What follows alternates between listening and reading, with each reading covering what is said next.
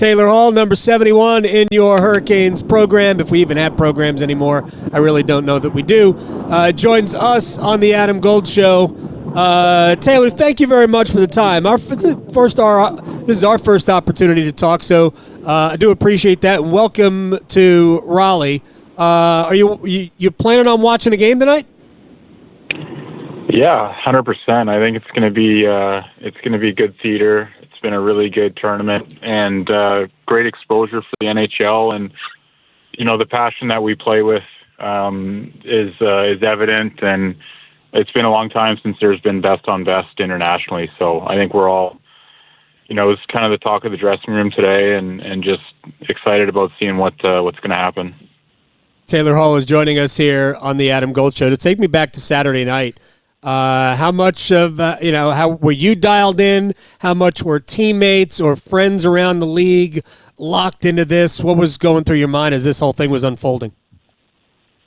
Yeah, I was actually just traveling back from our vacation during the bye week, but saw everything on social media, and I think that's what's really grabbed everyone's attention was obviously the first 9 seconds of that game.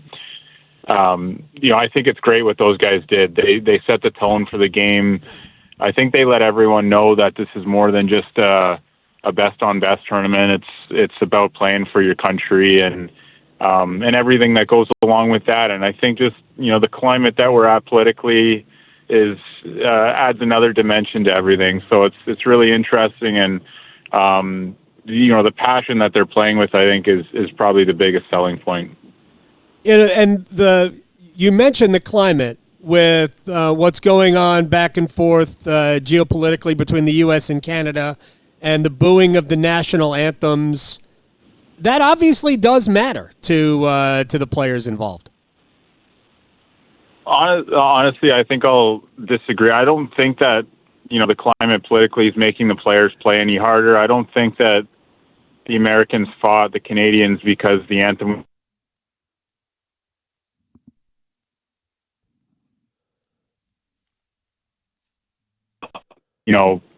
Things can happen, and you're gonna play as hard as you can. So I think that it's more about that. When you put on that Canadian jersey, I don't think you're worried about what Trump has said or anything like that. It's more about just playing for pride, and that's what you're seeing. Okay, the only reason I said that was because I think it was Matthew Tkachuk who said it after the game against Sweden, that he didn't like it when he heard the national anthem booed.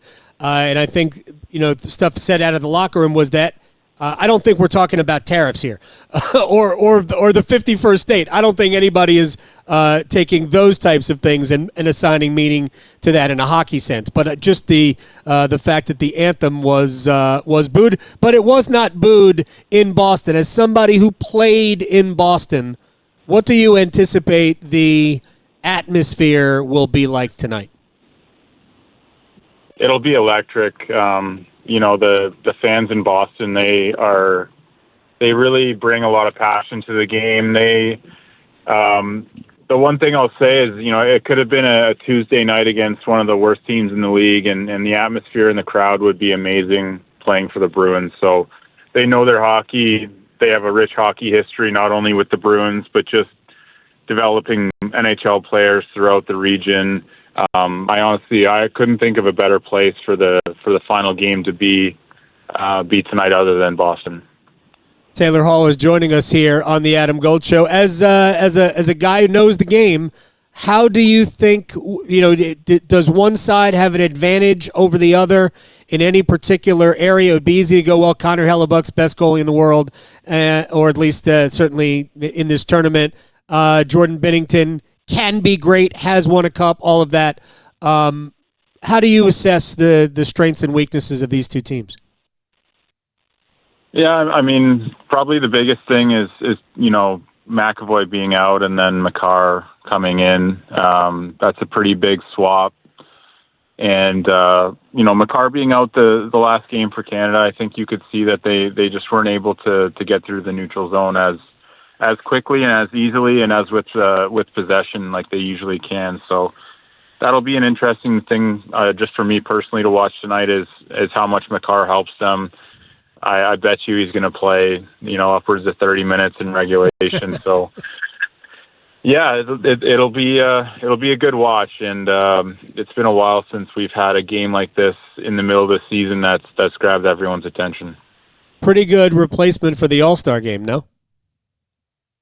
Yeah, 100%. I don't think you could do it every year. I think it would lose its shine if you did it every year. But every couple of years allows for everyone to kind of just come into the tournament with a bit more juice. Taylor Hall is joining us here. All right, now on a personal level, being part of the trade that brings everybody to Carolina, you go from where you were in Chicago in the standings. I'm not talking about anything else to where the Hurricanes are. Just tell me how you've adjusted into the excitement level that you've got to be a major part of what everybody hopes will be a long playoff run. Yeah, exactly. You said it. That's what I'm excited for. It kind of a chance to jump in the standings personally and come into a team that has had a lot of playoff success and has done some really good things this year and in the regular season in the past, and obviously a culture that's been set in place and has done some really good things. So I'm really happy to be here. My first couple of weeks with the team has been awesome. I've had a lot of fun with these guys and just getting to know Rod and the whole organization's been great. So, we have a couple games on the road to start off after the break, and we're looking to jump places in the standings and finish as high as we can to finish. And at that point, it's just about peaking at the right time. I think a lot of sports is about, who can stay healthy in the playoffs the best and who's got their game in order, going into the playoffs and just at the right time. So that's kind of our goal to finish the season here. As somebody who has played against the Hurricanes for a number of years, what's it like playing with them? It's fun. I mean, I really think the style of play and just the intensity and the puck pressure that we play with, it hasn't been fun to play against the Hurricanes, especially here in Raleigh over the years. It's been a grind. It always seems like whenever I've played the Hurricanes, they've got their game together. They're going to pressure you. They're going to make the game hard, and win or lose, you're going to come out of it just feeling like that was a tough 60 minutes. So it's been fun to be on the other side of it. I think it's, like I said, I think it's a really good fit stylistically, just with how I can skate and pressure the puck and turn pucks over. It's been a lot of fun just getting, some of the little things and the details down that makes the Hurricanes a really tough team to play. Who was a player you played against that you found was different, better, funnier now that you're a teammate of? Yeah, I mean, Jarvis is probably the easy answer there. It's been great to see him have success and obviously go play for Canada.